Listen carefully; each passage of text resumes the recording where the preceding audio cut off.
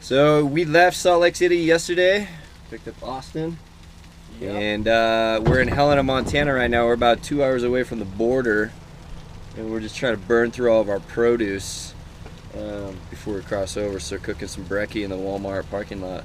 Gourmet. What? Gourmet.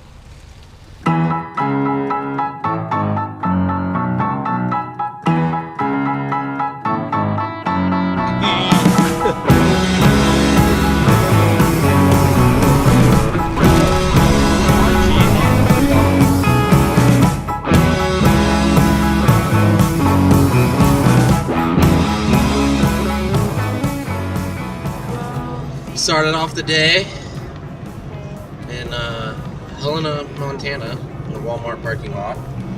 We weren't really sure if the bus should go first or the truck should go first, and then finally all the guys were like, the truck's got to go first, we're not going to get searched, we're good to go. So we pull into the border, kind of asks us everything, you know, typical questions, and then, you know, tells us pull up to the left. So we're like, okay.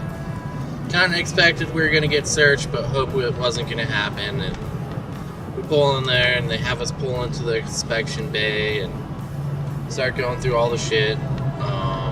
Don't find anything in the truck. Tell us to go see immigration. The bus pulls in next. They get searched, and then they're gone. We'll rewind a little bit. Brian goes, whoever's fault it is going to get kicked to the curb. It's not my fault. I'm definitely good to go in Canada. I'm not going to be the one out on the curb. Brain Swinky, come on up. What are you doing? Lying to me. We're at the Canadian border. Just barely crossed over. We're waiting for Cub, Brian, Ben, and Colin. And they're stuck there for what we think may be jury duty and having a warrant issued for Brian's arrest. So, we got the Coleman bike out, the CT200U. We're gonna see if we can go spin some laps around in the dirt.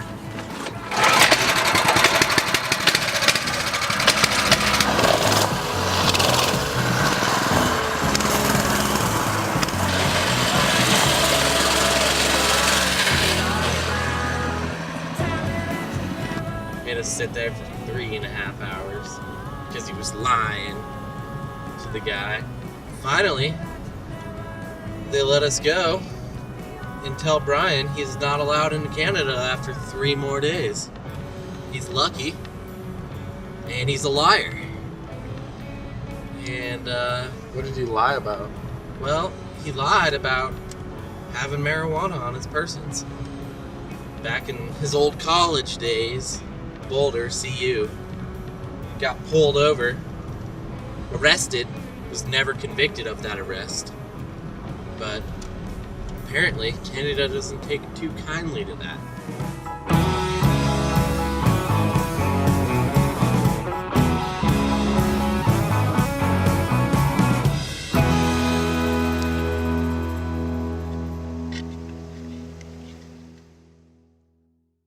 It's a bunch of liars. One liar. What you been lying about, Brock? I wasn't lying, dude. Somebody else in our group was lying. Said there were no drugs on the bus. And I told them, no drugs.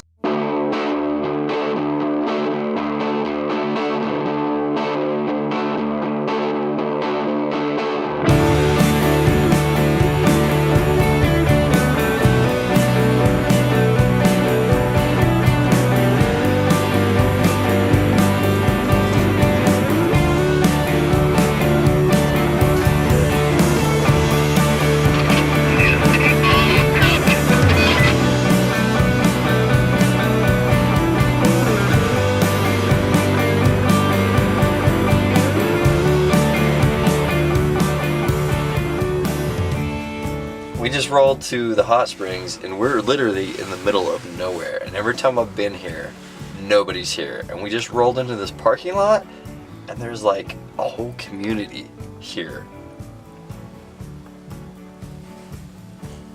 Just camping. Fellow gypsies. Fellow gypsies. She's 18. Theology, humankind. Bishop's daughter safe inside.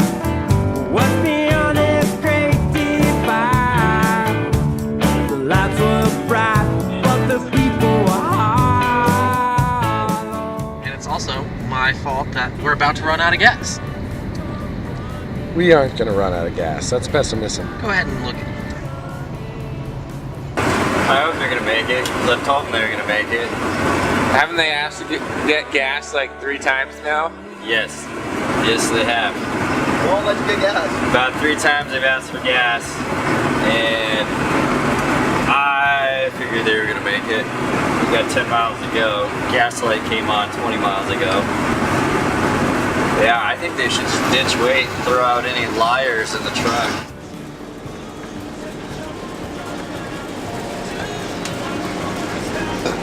You might have lost at roulette, Brock, but you won on the gas gamble. Well, they're not here yet.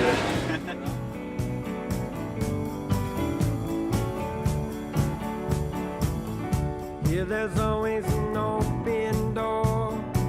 Nobody to kick you around anymore. There's a storm outside. I used to be cold. Most people see a train. There's been a lot of down days so far, so we've had some opportunities to kind of milk it and ride the little stunt ditch out front. Super fun. Some hips and quarter pipes, and then when we see some sun, sometimes we'll rush out there and try to make it work and come back. We're sort of always prepared to go at any moment. You don't really know because the weather's so unpredictable, but when we're really not going for it and it's full down day, we've been just playing soccer, hanging out, talking shit to each other, bonfires. It's a pretty unique spot. It's just stripped through glacier land, mountains all around, so there's a few other people camping. We got some Canadian buddies next door, and a lot of the sled neckers are filling in now, but mostly been chopping wood, playing soccer, hanging out, doing some training sorts of things with the glaciers, and really just trying to preoccupy ourselves so we don't go crazy and start slapping each other. Alaska weather's rough. Not many people realize that. They think you just show up and start shredding, but there's a lot of down days. We had about 9 total down days before we could even get out. We knew it was going to be worth it. We'd seen what was back there, and we couldn't do anything but just be patient and wait. She can't believe she made it out alive. Did you find that everything wasn't how you imagined it? Did you find that everything wasn't how you imagined it? Made me feel like a criminal when I'm innocent. That, eh?